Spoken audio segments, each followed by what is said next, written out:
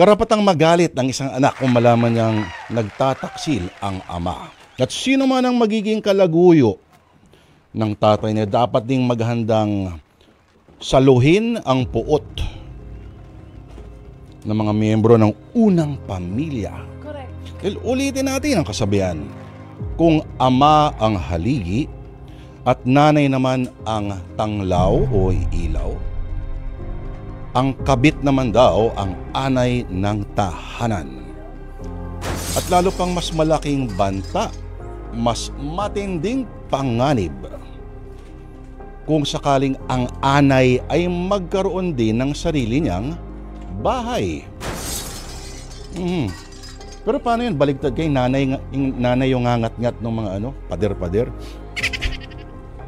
At batid yan sa murang edad na 17 na si Jack, na natuklasang ang kanyang ama na talagang dinambana niya ng matinding-matindi. Idol niya si Daddy sa pagiging tapat, sa pagiging ulirang ama. Natuklasan ni Jack na hindi pala. Mga kapatid, kung akala ninyo ang kwento natin ngayon ay simpleng kwento lamang ng kabitan, ng pagtataksil, pagpapatawad at sabunutan ng matindihan, mga kapatid, nagkakamali po kayo. Dahil sa kwento natin ngayon na sinulat po ni Ginoong Orly Aquino, malalaman natin na kapag ikaw ay nanghusga ng iba sa isang daliri na iyong tinuturo, may tumuturo pabalik sa iyo na 10. Kung paano nangyayari dumadami ang mga daliri na parang alien o mutant, mga kapatid, simulan na po natin ang ating kwento sa araw na ito na pinamagatang Haligi. Natanggal na sa trabaho at nakasuhan pa ng qualified theft ang manager na napatunayang paulit-ulit na nagnakaw ng malaking halaga sa kanilang kumpanya. Nagsisiman siya ay huli na. Nawa ay magsilbing aral ito sa iba. Oh Mario, ba't ka napailing? Narinig ko ang balita bago mo inoff ang radyo, Rona. Nanghinaya nga rin ako sa magandang katayuan ng binalitang manager. Maganda na nga yung katungkulan niya. Malaki na yung kinikita niya. Nagnakaw pa siya. May mga tao talagang hindi makontento sa kung anong mayroon na sila. Mabuti na lang kontento ka na sa posisyon mo sa inyong kumpanya, di ba? Oo naman. Matagal ako nagtiyaga bago ko narating ang posisyon ko bilang manager ng aming kumpanya. Kaya hindi ko sasayangin ang pagtitiwala sa akin ng mga nakatataas sa akin. Tinitiyak ko sa iyong di mangyayari sa akin ang sinapit ng manager na nagnakaw. Dapat lang. Di naman ako nag-aalala sa'yo dahil sa tagal na ng pagsasama natin, kabisado na kita. Tapat ka sa trabaho mo. Ewan ko lang kung tapat ka rin sa... Sa ano, Rona? Sa akin. Tapat ako sa iyo. Alam mo yan. Mula nung ikasal tayo ay ikaw na lang ang naging babae sa buhay ko. Sana nga. Ngayon pa ba ako magloloko na 16 anyos nang nag-iisa nating anak? Si Jack. Maagang umalis dahil may bibilan daw siya sa mall na gamit sa project nila bago siya pumasok sa eskwela. Isasabay ko na sana sa pag-alis ko dahil napapadaan naman ako sa university nila bago ako pumasok sa aming opisina. Lalakad na ako, ha? Sige, ingat ka. At umuwi ka na maaga, ha?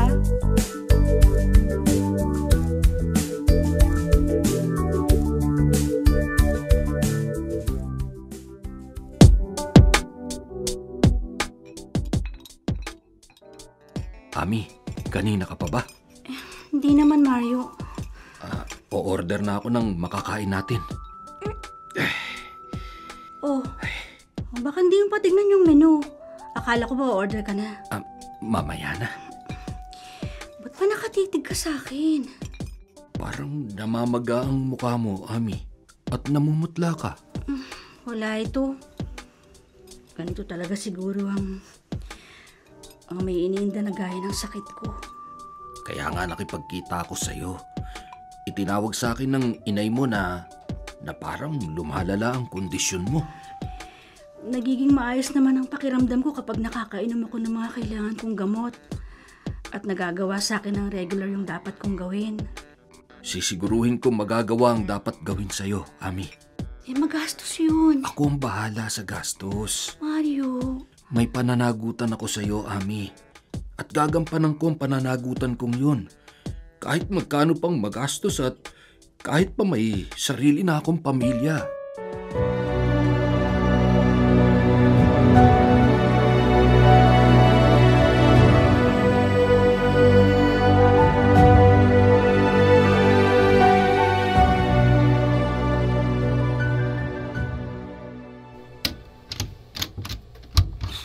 Hindi ako maaari magkamali. Ang daddy ng classmate ko at friend kong si Jack ang nakita kong pumasok sa resto na ito kanina at umupo sa tabi ng isang babae naghihintay sa kanya. Nasa likod lang ako nung table nila kaya dinig na dinig kong sabi ng daddy ni Jack sa babaeng kasama niya. May pananagutan ako sa iyo, Ami. At gagampanan kong pananagutang yun. Kahit magkano pa magastos at kahit pa may sarili na akong pamilya. Halos kaedad lang ng daddy ni Jack ang babaeng yun. Ang kanyang daddy na idol niya. Natatandaan ko pang minsan nasabi niya sa akin. Swerte ako kasama, Ed. Proud ako sa daddy ko kaya kahit kanino ipagmamalaki ko talaga siya. Kasi masipag na siyang magtrabaho kaya madali siyang umasenso tapos faithful pa siya sa mami ko. Mali ka ng pagkakakilala sa daddy mo, Jack. Wala kang dapat ipagmalaki. Hindi siya faithful sa mami mo. Meron siyang kalaguyo.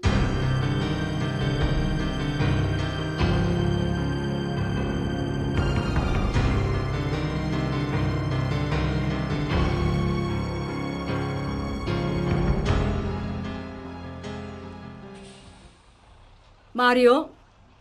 Oh, Nanay Jega, pasensya na ho kayo. Natagalan bago ako nakalabas ng building.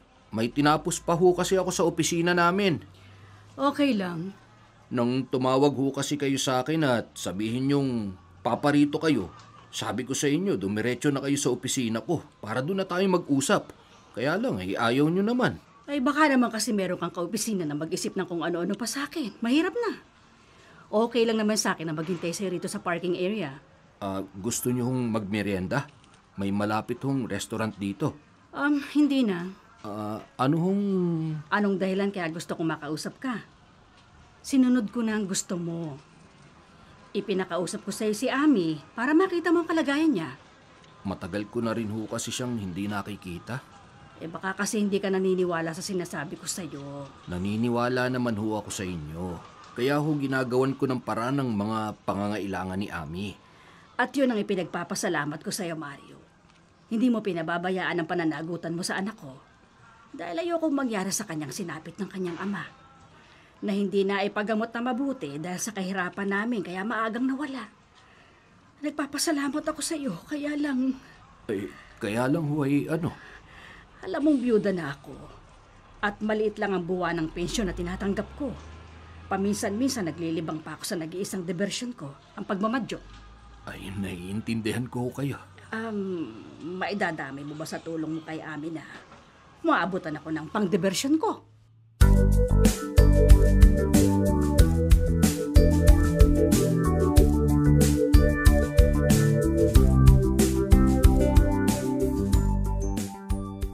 Ed, di ko gusto ang biro mo ah. Hindi biro yun, Jack.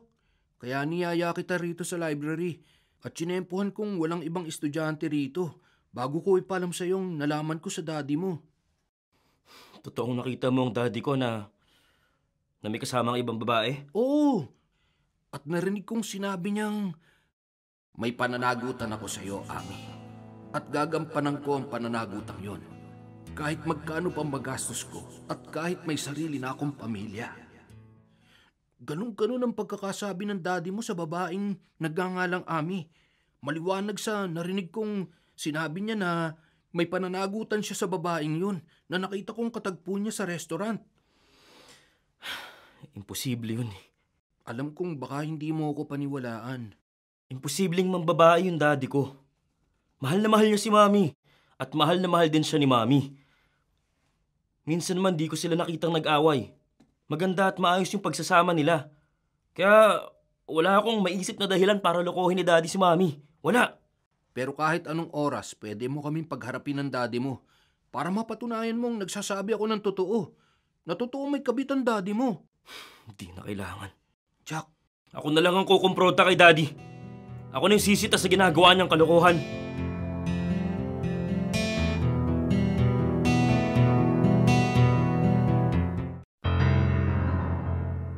wala akong ginagawang kalokohan, Jack. Daddy, hindi ko hihintayang umalis si Mami dito sa bahay. At di kita kukumprontahin dito sa kwarto niyo kung di ako naniniwalang totoo yung sumbong sa akin ng kaibigan ko. Na nakita niya kayong may kasamang ibang babae. Para namang hindi mo ako kilala. Para maniwala ka sa ganyang chismis. Hindi totoo na may babae ka, Daddy? Mula na makasal kami ng mami mo, ni minsan, hindi ko siya niloko. Sino yung amin na babaeng kinatagpo mo? Ha? Ba't namutla ka, Daddy? Ba't ka natigilan? Kung di mo niloloko si Mami, sino si Ami? Sino yung babaeng yun na sabi ng kaibigan ko, sinabi mong may pananagutan ka sa kanya? Sino yung Ami na kinatagpo mo? Sino siya?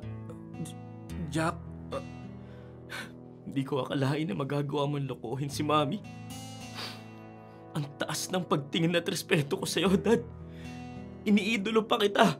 Kahit kanino lagi kitang pinagmamalaki. Sabi ko, ang swerte ko sa ama dahil masipag at responsable ka. Hindi ka gaya ng ibang lalaki na mabisyo. At ni minsan hindi ko nakitang inaway o sinaktan mo si Mami. Pero wala pala akong dapat ipagmalaki. Hindi pala kita dapat maging idolo. Dahil gaya ka rin ng ibang lalaki. Ibang lalaki na may kalaguyo, manloloko ng asawa, babaero! anak, Kinahihiya kita, Daddy! Kinahihiya kita!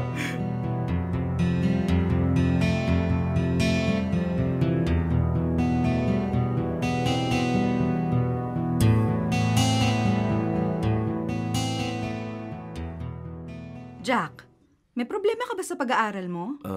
Wala po, Mami. Ano ba yung importanteng sasabihin mo sa akin? Hinintay mo pang makaalis ang daddy mo bago mo ako kinausap dito sa kwarto. Mami, alam kong tiwalang-tiwala ka kay Daddy. Dahil tapat sa akin ang daddy mo. Faithful nga kaya siya sa'yo, Mami. Subok ko na ang katapatan niya sa akin. Paano po kung sabihin ko sa inyo na niloloko kayo ni Daddy? Hindi pwedeng mangyari yun. Mami, nangyari na po. Niloko kayo ni Daddy. May babae siya. Hindi totoo yan. Totoo po yun. Kinumpronta ko na si Daddy. Hindi siya nakatanggi at hindi niya naipagkaila. Kinumpronta mo ang daddy mo? Opo. Dahil nakikipagtagpo siya sa ibang babae na nagngangalang Ami. Ami? Opo. Jack, di mo dapat kinumpronta ang daddy mo. Bakit hindi ko siya kukumprontahin kung niloloko po niya kayo? Makinig ka sa akin. Mami, kung ako po yung nasa katayuan niyo, baka matuwa pa ako at magpasalamat kayo sa akin. Dahil ayoko pong pumayag na lokohin kayo ni Daddy. Kakampi niyo po ako. Kung nagkataon ngang ako ikaw, aawahin ko po si Daddy para tigilan niya ang panloloko sa'yo. Hindi ko pwedeng gawin yan. Bakit naman po? Natatakot po ba kayo na magalit si Daddy? Pero kayo na nga yung niloko niya. Inagrabyado niya kayo.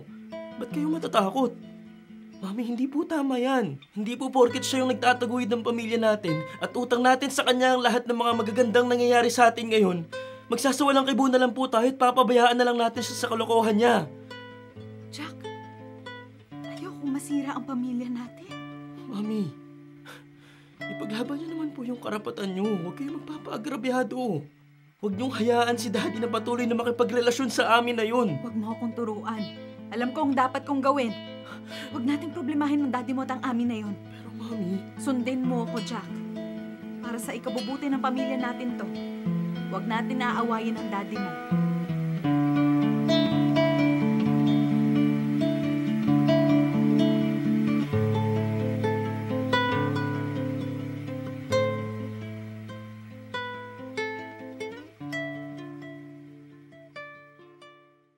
Ami, kumustang pakiramdam mo? Maayos po, inay. Ay, salamat naman kung ganun. Basta naman po naisagawa sa akin yung dapat gawin sa akin. Nagiging maayos po yung pakiramdam ko. Kahit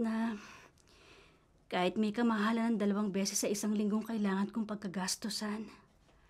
Anak, ang mahalaga mapabuti ka. Nahihiya na nga po ko kay Mario. Ba't ka naman mahihiya sa kanya? Nay, mula po nang magkasakit ako, malaki na yung nagagastos niya sa akin. Anak, wala kang dapat na ikahiya kay Mario. Karapatan mo magpatulong sa kanya at katungkulan niyang tulungan ka.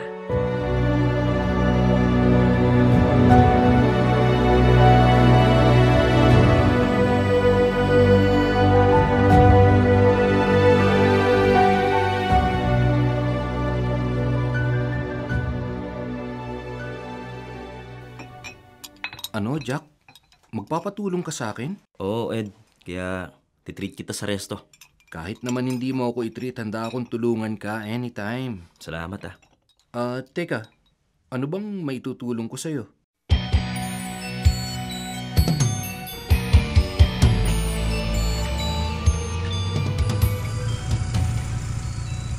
Sa pakiusap ni Jack, sinubaybayan ko ang daddy niya para malaman kung makikipagtagpo uli sa babae niya. Paglabas niya sa office nila, sa ibang direksyon papuntang kotse niya, sa halip na pauwi sa bahay. Ha? Tumigil ang kotse ng daddy ni Jack sa harap ng isang bahay. Teka, ipaparada ko muna tong motorsiklo ko dito sa di kalayuan sa sasakyan ng daddy ni Jack. Ha? Ang babaeng dumungo sa bintana ng bahay na hinintuan ng sasakyan ng daddy ni Jack, siya si Ami.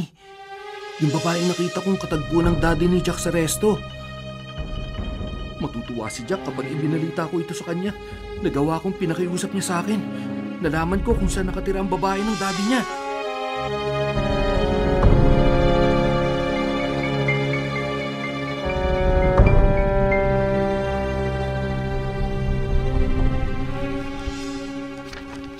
Ay, Mario, malaki-laking halagang laman ang sobrang ito. Para sa isang buwang pangangailangan ho ni Ami. Pinasobrahan ko na ho ng konti para sa libangan nyo, Nanay Jega. Ay, salamat. Hindi na ako mahihiya sa'yo. Tatanggapin ko nang ibinibigay mo dahil alam mo namang ikaw lang ang inaasahan kong makakatulong sa kalagayan ng anak ko. Naiintindihan ko ho. Hindi ko na rin itatanong kung saan galing ito. Dahil Dahil Dahil alam ko naman na hindi maaaring manggaling sa sweldo mo ang itutulong mo kay Ami. Dahil ang kinikita mo'y para sa pamilya mo. Tama ho kayo, Nanay Jega. Mario, huwag ka sanang magsawa sa pagtulong sa anak ko. Ay nako, hindi ho. Alam ko hong karapatan ni Ami na tumanggap ng tulong ko. At alam ko hong tungkulin ko na tulungan siya sa lahat ng paraan na magagawa ko.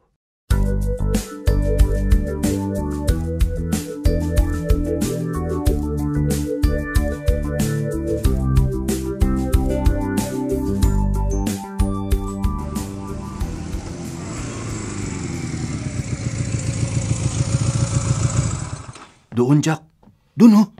Sa bahay na yon na may green na gate? Oo. Diyan nakatira si Ami.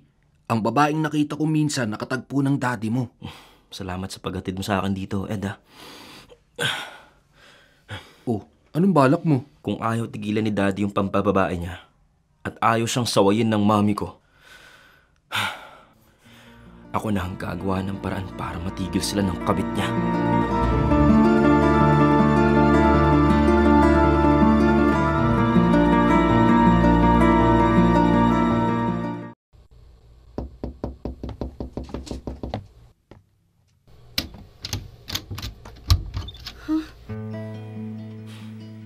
Ikaw ba si Ami? Ako nga. Ba't ka nagulat nang makita mo ako? Namumakahan kita eh. Di ako magtataka kung naipakita na sa'yo ng daddy ko ang picture ko. At ang picture ni Mami. Natural na ipapakilala ni daddy sa'yo ang pamilya niya para alam mo kung sino mga iiwasan mo. Jack, At nasabi na rin pala sa'yo ni daddy ang pangalan ko. Ba't ako nandito? Dahil talagang inalam ko kung saan nakatira ang kabit ng daddy ko para makilala kita. Ang kapal ng mukha mo, hindi ka na nahiya sa sarili mo, hindi ka na nakonsensya. Anong klase kang babae? Asawa ng may asawa, papatulan mo? Pamilya ng may pamilya, sisirain mo? Jack, huwag kang sumigaw dito. Layuan mo ang daddy ko! Jack, tama na yan. Halika na. Pabayaan mo ako, Ed! Pinagtitinginan na tayo ng mga tao. Halika na, Jack. Amin binabalaan kita! Layuan mo ang daddy ko! Pag di mo siya nalayuan at nagpatuloy ka sa pakikipagrelasyon sa kanya, babalikan kita! Mga agaw ka ng asawa ng may asawa! Maninira ka ng pamilya!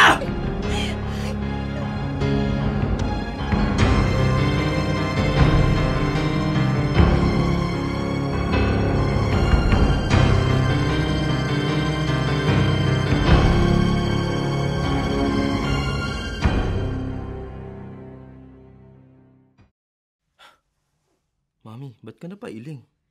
Hindi mo dapat ginawa yon, Jack. Bakit naman po, Mami? Kilala kitang hindi nagpapaagrabyado kahit kanino.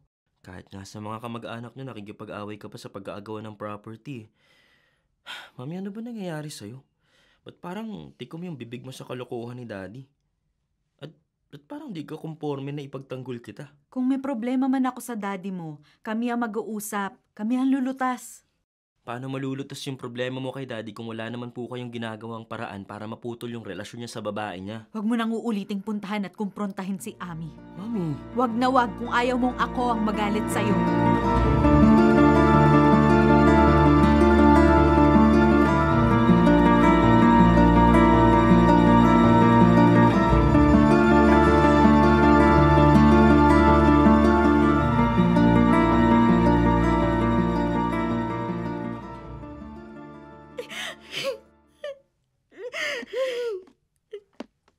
Anak, ba't hindi mo ako tinawagan kanina?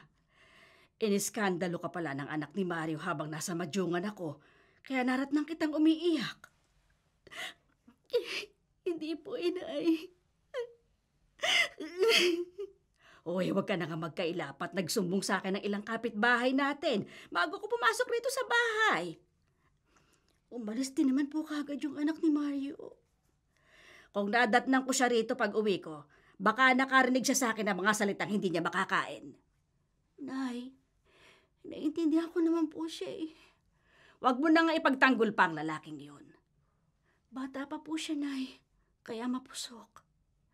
Hindi ka man lamang niya ginalang. Nay, natural lang po na magalit siya para maprotektahan ang pamilya nila. Iniisip mo at inaalala ang galit ng pamilya ni Mario, pero hindi mo na naisip yung sarili mo. Nay, nakahanda po akong magtiis. Ami, anak, matagal ka nang nagtitiis at naaapi. Hanggang ngayon ba naman magpapaapi ka pa rin? Lalo na sa kalagayan mo. Inay! Inay! Oh! Ba't bigla mo hinawakan yung dibdib mo? Inay! Sumasakit pa yung dibdib ko at nahihirapan ako huminga. Ami! Ami! Nay, nagdidilim po yung paningin ko. Ami, anak! Ami!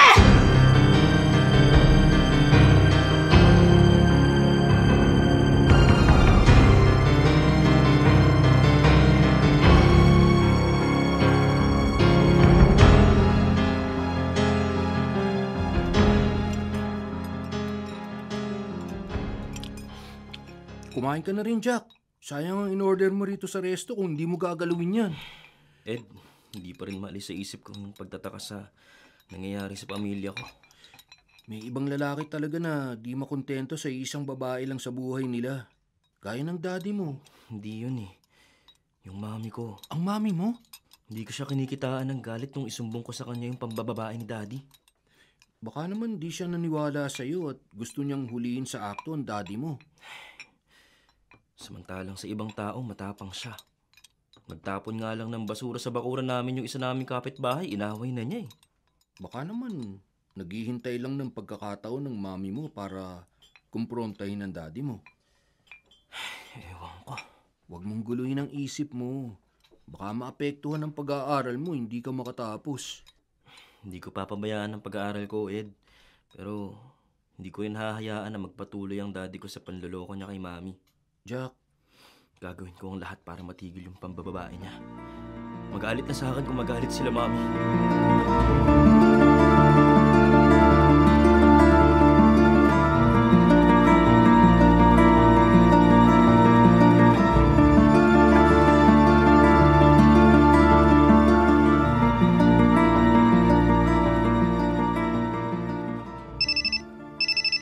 hello, Nanay Jega? Mario, nasan ka? Nandito po sa opisina. Nakikipag-meeting sa ilang kliyente ng aming kumpanya. Napatawag ho kayo. Narito sa ospital si Ami. Ha? Sa ospital po? Oo. Bumagsak siya at nawala ng malay, kaya sinugod ko siya rito. Kumusta na po siya? Inoobserbahan pa siya ng mga doktor at ginagawa ng mga pagsusuri. Isang ospital po yan. Pupunta po ako. Sabi mo nasa meeting ka. Pwede ko naman itong ipagpaliban. Importante ho na madamayan ko agad si Ami.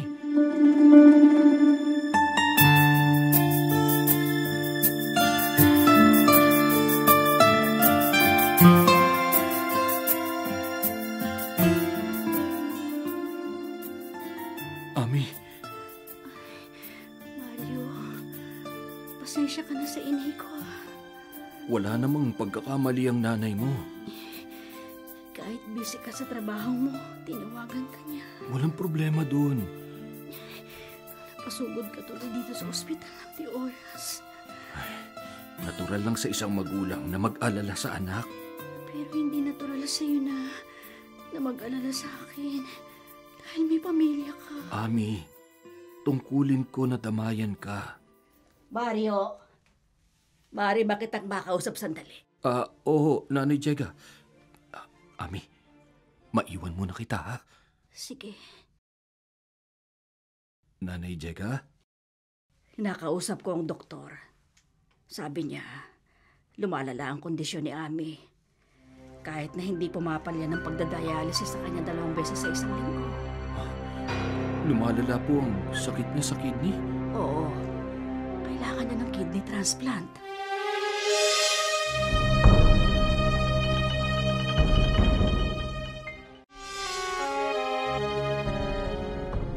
Mario, malaking halaga ang kailangan para sa kidney transplant kay Ami. Ay, ang donor ho ang problema, Nanay Jega. Hindi problema ang donor. Sino hong magdodonate ng kidney para sa kanya? Maraming mahirap ang handang magbenta ng parte ng katawan nila.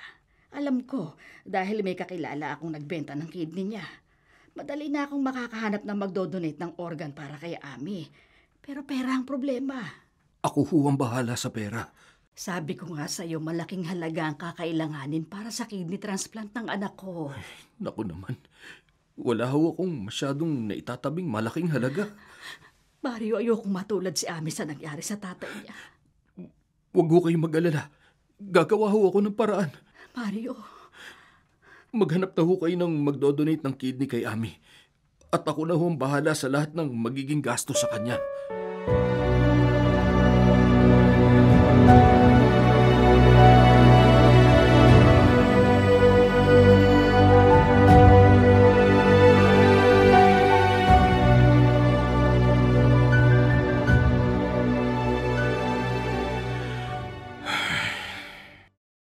Mario, huwag kang mamroblema. Wala naman akong problema sa trabaho ko, Rona. Alam ko, dahil matalino ka. Madali mong gawa ng solusyon ang nagiging problema sa opisina nyo. May iniisip lamang ako. Si Ami. Rona, Alam ko, kinumpronta ka ni Jack dahil kay Ami.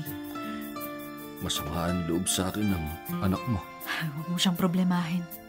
May mga araw na hindi na niya ako kinikibo. Ako na ang bahala kay Jack.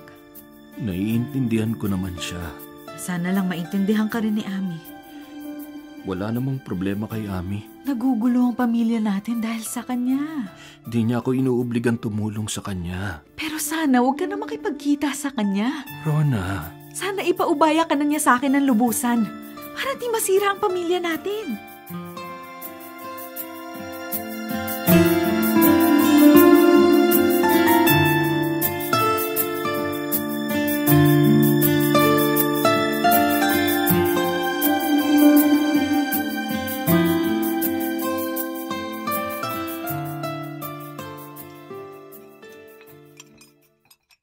Ano ho, Nanay Jega? $250,000? Oo, Mario. Ganong kalaking halaga ang kailangan para maisalba ang buhay ni Ami. Kaya pala pinapunta niyo ako rito sa restaurant. At pagpasok ko pa lang dito ay malungkot na kayo. Wala kasi akong alam na paraan para matulungan kong anak ko. Kaya namumroblema ako. Naiintindihan ko ho kayo. Pero huwag na ho kayong mamroblema. Mario, gawan mo ng paraang maisalba ang buhay ni Ami. Nanay Jega. Huwag mo siyang pabayaan.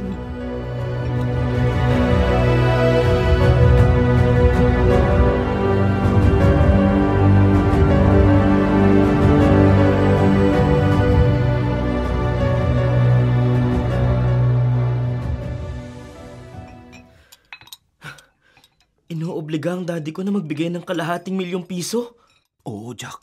Nino, Nung matandang babae na nanay ng kalaguyo ng daddy mo. ba't niyo oobligahin yung daddy ko na magbigay sa kanya ng malaking halaga? Sa pagkakarinig ko, may sakit si Ami. Yung babae ng daddy mo. Buti bago ka dumiretso dito sa university, namataan mo ang daddy ko. At naisipan mong sumunod sa kanya nang makita mong pumasok siya sa isang restaurant. Sa likod ng table nila ng matandang babae. Doon ako pumwesto, kaya rinig na rinig kong usapan nila. Hindi dapat magpaloko ang daddy ko sa matandang yun. Pero nangako ang daddy mo na gagawan niya ng paraan ng perang hinihingi ng matanda. Pwede mo ba akong samahan sa bahay ni Ami? Bakit? Hindi ko papayagang perahan ng pamilya ng kabit niya yung daddy ko.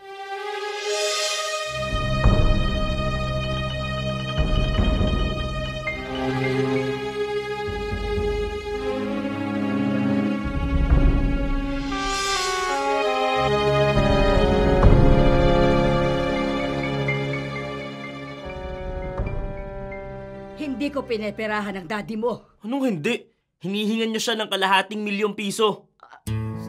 Sinong nagsabi sa'yo? Hindi na importante kung paano kayo nalaman. Nandito ako ngayon sa bahay niyo at kinausap kayo para sabihan kayo na huwag niyong perahan ng anak niyo ang daddy ko. Mga mukhang pera kayo. Hindi kami mukhang pera ng anak ko. Eh bakit yung hinihingan ng malaking halaga ang daddy ko? Walang saysay na magpaliwanag o makipagtalo pa ako sa'yo. Kung alam ko lang na ikaw ang kumato kanina, hindi kita pagbubuksan ng pinto. Inaway mo na't pinagbantaan ng anak ko. Pati ako iskandaluhin mo. Umalis ka na. Huwag niyo akong pagtabuyan! Huwag ka sumigaw! Baka akalain ng mga kapitbahay kung may ginawa akong masama kaya inaaway mo ako. Wala akong pakialam sa sasabihin ng mga kapitbahay niyo. Salot kayo ng anak mo sa pamilya namin! Mga salot kayo! Huwag mong sabihin yan! Jack, tama na yan. Halika na. Ed, pabayaan mo ako! Pero Jack, Bitiwan mo ako! Baka madamay ka pa sa galit ko! Pabayaan mo ako! At kayo, matandang walang pinagkatandaan! Pagpatuloy niyong pinarahan ng anak niyo ang daddy ko, ipapabarangay ko kayo! Ipapapulis ko kayo! Mga walang iya kayo! Huwag mo akong burahin! Pag hindi ka pa umalis ay... Ano? Ano? Sasaktan niyo ako? Sige, subukan niyo! Subukan niyo ako saktan at na magkaalaman tayo!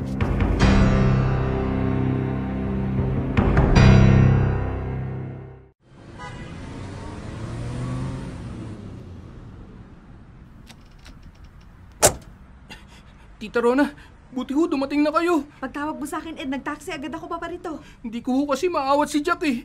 Nasaan ang kaibigan mo? Nandun po si Jack sa harap ng bahay ng nanay ng babae ng asawa niyo. Inaaway niya yung matandang babae. Ang tanda-tanda niyo na wala pa kayong pinagkatandaan! Mahiya naman kayo! Huwag mo akong pagsalitaan ng ganyan! Hinahayaan niyo maging kabit ang anak niyo ng daddy ko para pagkapiraan niyo siya! Pareho kayo ng anak niyo mapagsamantala! Jack! Mga oportunista! Jack, tama na yan! Pabayaan niyo ako, Mami! Umuwi na tayo! Kung ayaw niyo ipaglaban ang karapatan niyo, hayaan niyo ako magtanggol sa inyo para matapos na ang problema natin kay daddy! Hindi babae ng daddy mo ang anak ko! Aling Jega, pasensya na ho kayo sa anak ko. Mami, ano ka ba? Wala kang dapat ihingi ng dispensa sa gurang na yan! Sila ng anak niya nakakaperwisyo sa pamilya natin! Sinabing umuwi na tayo, Jack! Halika na! Mami, pero Mami! Kapag hindi ka pa nagpaawat sa akin, baka masaktan na kita!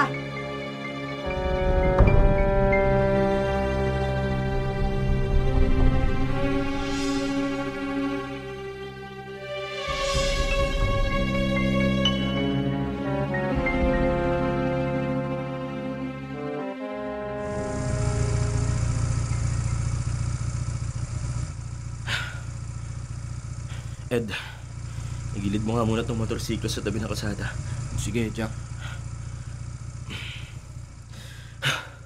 Jack, Hindi ako sumabay sa mami ko sa pag-uwi dahil sa samahan ng loob ko sa kanya. pati sa mami mo, masama na rin ang loob mo? Hindi ko nga siya maintindihan eh. Concern na nga ako sa kanya at ako na yung nagtatanggol sa kanya. Pero ako pa yung kinagalitan niya? Ako pa yung pinagbantaan niyang sasaktan? Nagtataka nga rin ako sa mami mo, Jack.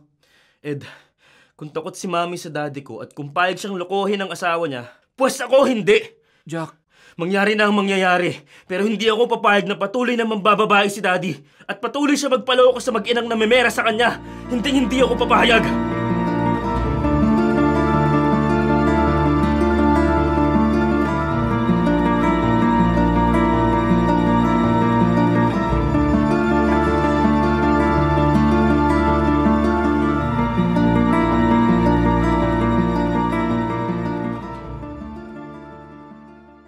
ano ho, Nanay Jega? Nakakita na ho kayo ng donor? Nang magdodonate ng kidney kay Ami? Oo, Mario. Kaya tinawagan kita para maihanda mo na yung perang kailangan. Ay, wala pa ho akong kalahating milyon. Paano? Gagawa ho ako ng paraan. Mario, Nanay Jega, magkaroon lang ho ng kidney transplant ang anak niyo at maisalba lang ang buhay niya. Lahat po gagawin ko. Kahit magnakaw pa ako sa kumpanya namin.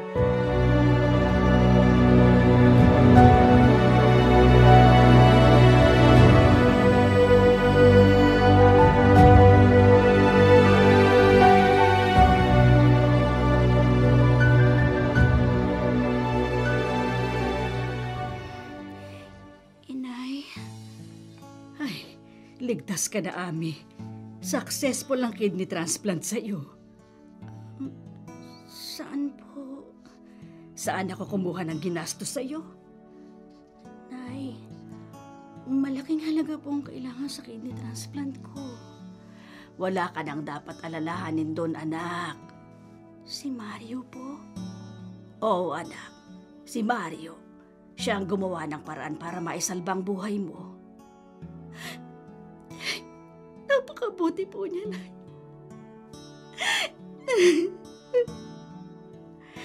Kaya nga nagpapasalamat ako sa kanya, anak. Nay, napakarami na po niyang nagawang tulong sa akin. Anak, katungkulan niyang damayang ka dahil may naging pagkakamali siya sa'yo. Pero, Nay, matagal ko na po siyang napatawad sa naging pagkakamali niya sa akin. Ipagpasalamat natin na hindi niya tinalikuran ang dapat niyang panagutan sa'yo. Malaki po ang utang na loob ko sa kanya, Nay. Utang ko sa kanya ang pangalawang buhay ko. Kaya nga hindi na ako nagdaramdam, anak. At hindi ako nagtanim ng sama ng loob sa kanya. Ipapasalamat din po ako sa inyo, Nay. Dahil sinunod niyo ang pakiusap ko sa inyo noon. Nagpakahinahon kayo. At pumayag kayo sa pakiusap ko na nabigyan ko ng kalayaan si Mario.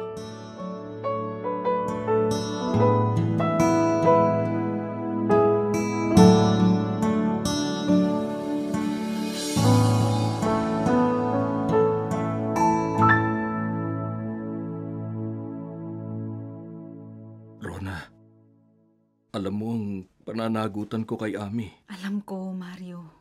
Kaya ginagawa kong lahat para matulungan siya. Naiintindihan naman kita. Si Jack ang hindi makaunawa sa akin. Wala kasing alam ang anak mo sa sitwasyon niyo ni Ami. Kailangan pa bang malaman niya ang totoo? Hindi na. Ayoko maguluhan pa yung anak natin. Wala naman siyang dapat ipagdamdam o ikagalit sa akin. Kaya nga sinisikap kong ibalik yung dating respeto niya sa'yo eh.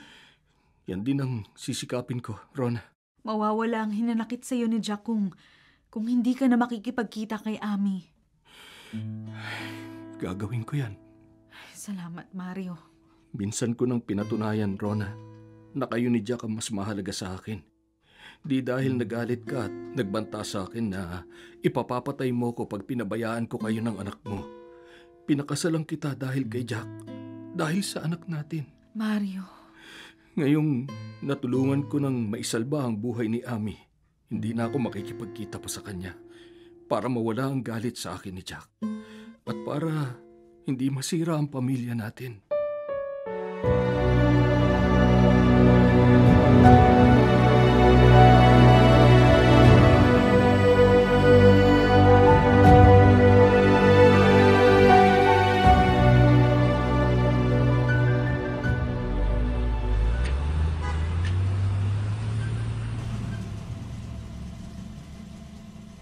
Ano, Mario? Masisira ka sa inyong kumpanya? Oo, Nanay Jega. Sabi ko nga ho sa inyo, malaking halaga na ho ang nakuha ko sa kumpanya nang lingid sa kaalaman ng mga kaopisina ko. Kaya pala dinaanan mo ko dito sa Madyongan at pinasakay dito sa sasakyan mo na inihinto rito sa highway para magkausap tayo ng sarilinan. Para maihinga ko ho sa inyo ang malaking pinoproblema ko. Mahigit 1 milyon na pala ang nagalaw mo sa iniingatan mong pera ng kumpanya. Oo, doon ho galing ang mga naitulong ko kay Ami. Mula pa nung ma-diagnose na may depresya ang kidney niya at kailangang linggo-linggo siyang regular na madialysis. Mario. Nanay Jega, pag nalantad ho sa mga nakatataas sa akin ang ginawa kong paulit-ulit na pagnanakaw sa kumpanya, malamang ho na matanggal ako sa trabaho at makulong ho ako.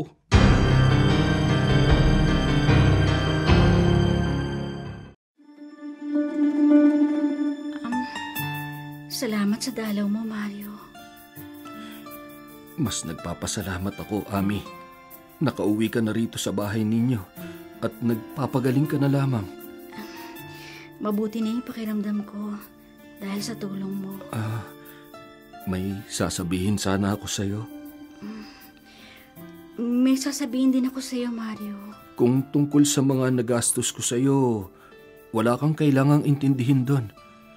Sobrang dami na nga ng mga naitulong mo sa akin. Ginawa ko lang naman ang tungkulin ko sa iyo. Nagawa mo na yung tungkulin mo sa akin. Sapat na sa akin yun. Ang tungkulin mo naman sa iyong pamilya ang gampanan mo. Ami? Mario, ayoko makagulo ko sa pamilya niyo dahil... Dahil ano, Ami? Dahil mahal kita. Mahal din kita, Ami.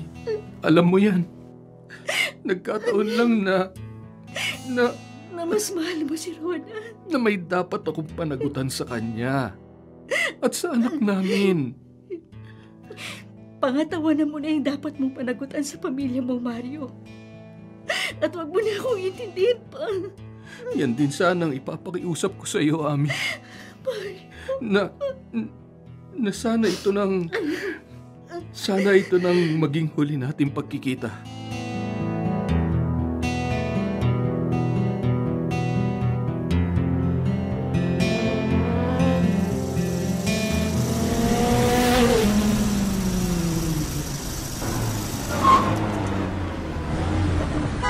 Tigil! Buksan mo ang pinto ng kotse mo. Buksan mo, pag hindi, puputokan kita. Sino ka? Hold up to! Hold up? Akin ang bag sa tabi mo! Akin yan! Pero... Ibigay mo na yung bag at huwag kang papalag! Pag bulag kayo, puputok ko talaga itong baril na nakatutok sa'yo. Babaunan ko ng tinggayang bungo mo!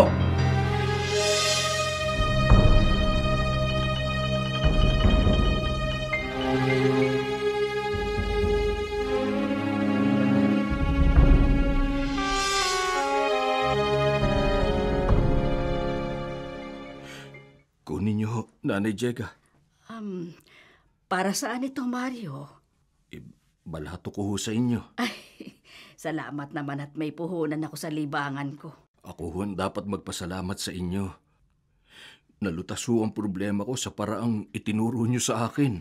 Yun lang naman ang dapat na gawin mo. Di na ho matutuklasan ang malaking halagang nakuha ko sa kumpanya namin. Hindi na talaga dahil na-hold up ka. Napalitaw ko hong 2 milyong piso ang na-hold up sa akin. Samantalang mahigit 50,000 lamang ang natangay na ng hold up sa iyo. Tayo lang ho ang nakakaalam nun, Nanay Jega, ha? Talagang walang ibang makakaalam ng peking hold up na nangyari sa iyo, Mario. Yung tao hong pinagtrabaho nyo. Walang problema sa kanya. Kasama sa 50,000 pisong ibinayad ko sa kanya, ang usapan namin na ititikom niyang bibig niya. Nanay Jega, Pagkahatid ko ho sa inyo sa Madyungan kung saan sinundo ko kayo bago tayo nag-usap dito sa tabi ng highway, baka hindi na ho tayo magkita ulit. Naintindihan ko. Huwag niyo hong pababayaan si Ami, ha? Oo, ako bahala sa anak ko. At ako naman ho ang bahala sa pamilya ko.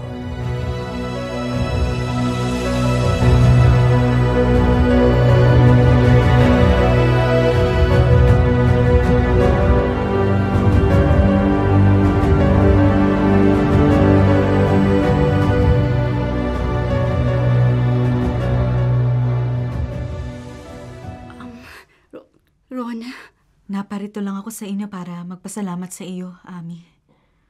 Dahil nabanggit sa akin ni Mario na nagkasundo na raw kayo na di na muli pang magkita.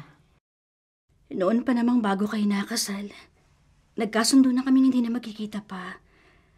Napilitan lang kami magkita ulit dahil sa... Alam ko, dahil sa pagkakasakit mo. Ngayong magaling na ako, Rona, wala nang dahilan para magkita pa kami ni Mario. Salamat, Ami, ha. Yun lang naman yung gusto ko marinig sa'yo eh. Maasahan mo, Rona. Hindi na ako makikipagkita pa sa asawa mo.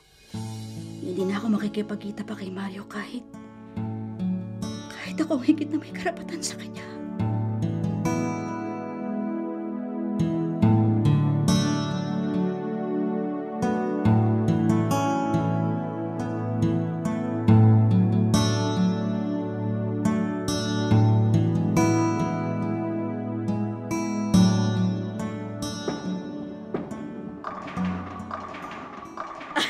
Ay, nako. Sunod-sunod ang panalo ko ngayon, ah. Aling Jega. Pulis ho ako. Nakasibilyan lang. O ano kung pulis ka? Pwede ko ho ba kayong maimbita sa presinto? Ba't naman ako iimbitahan sa presento? Nakikita mo nagmamadyong ako. Meron ng reklamo laban sa inyo. Wala naman akong ginagawang kasalanan, ah. Kayo ho ang itinuro ng isa na dakip namin na may kinalaman sa pang-hold up kay Mr. Mario Santiago.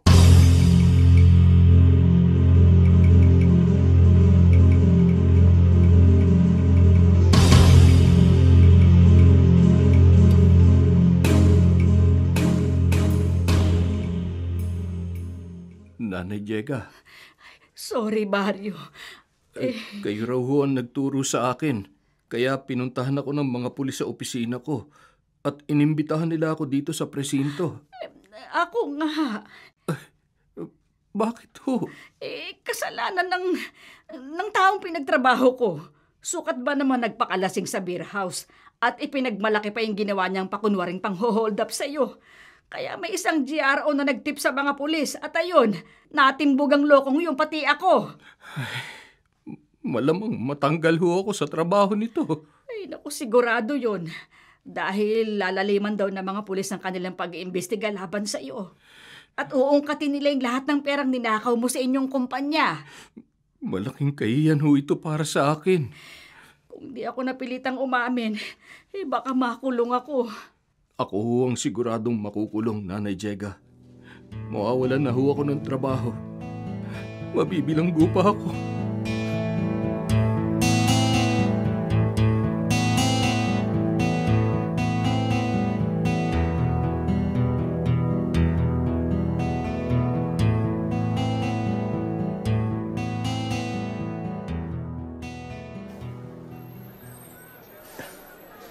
Ed, but paglapit ko, naglayuan yung ibang classmates natin dito sa campus.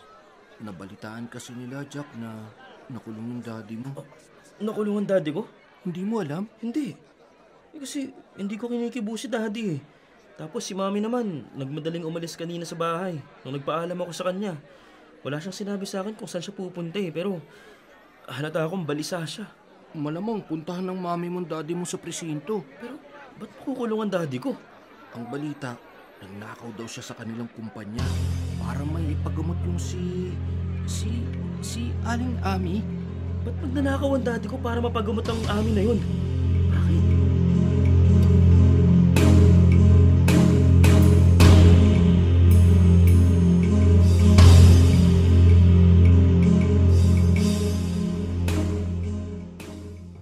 Jack, hindi babae ng daddy mo si Ami. Pero, ba't nakikipagtagpo siya sa babaeng yon, Mami? Sa babaeng yon na pumapatol sa asawa ng may asawa. At walang pakialam kahit makasira ng pamilya. Homewrecker siya. Hindi homewrecker si Ami. Hindi siya ang sumisira ng pamilya ng may pamilya. Tayo. Tayo, Mami? Oo, Jack. Tayo ang sumira sa pamilya ng daddy mo at ng unang asawa niya. Sila ni Ami ang unang nakasal. Pero dahil sa kagustuhan kong makasama sa buhay ng daddy mo, nagpakita ako sa kanya ng motibo kahit pamilyado na siya. Tinukso ko siya. At nang may nangyari sa amin, nagbunga yun. Inobliga ko siyang iwan ng kanyang asawa at panagutan ng ipinagbubuntis ko. At binantaan ko siyang ipapapatay ko siya kapag hindi niya ako pinakasalan at pinakisamahan. Hindi. Ikaw ang isang malaking dahilan kaya iniwan ng daddy mo ang asawa niya. Si Ami. Na dahil sa pagmamahal ng daddy mo at dahil sa takot na may masamang mangyari sa asawa niya, nagparaya siya at pumayag na maghiwalay silang mag-asawa. Dahil sa ating anak. Wala pala akong dapat ikagalit sa unang asawa ni Daddy. Kawawa pala si Aling Ami.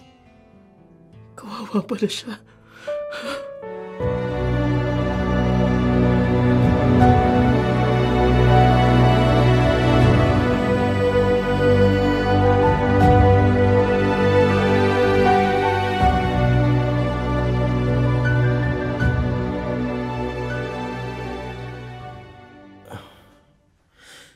Daddy. Jack, salamat at dinalaw mo ako. Salamat at hindi ka nagalit sa akin. Sa sarili ko ako galit, Daddy. Anak, Sa lahat ng nangyari, nagdamdam ako at nagalit kay Aling Ami. Dahil hindi ko alam, hindi pala siya mga agaw ng asawa ng may asawa. Hindi pala siya maninira ng pamilya. Kami ni Mami, kami pala ang homewrecker. Dahil sa amin nagkahiwalay kayo ng asawa niyo.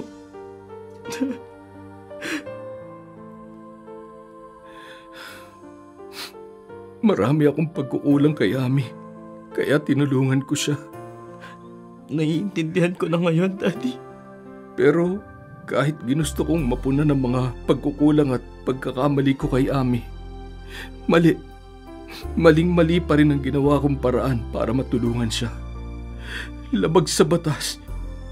Kaya nasira ang pangalan ko. Nawalan ako ng trabaho. At matagal akong makukulong dahil sa nagawa kong kasalanan.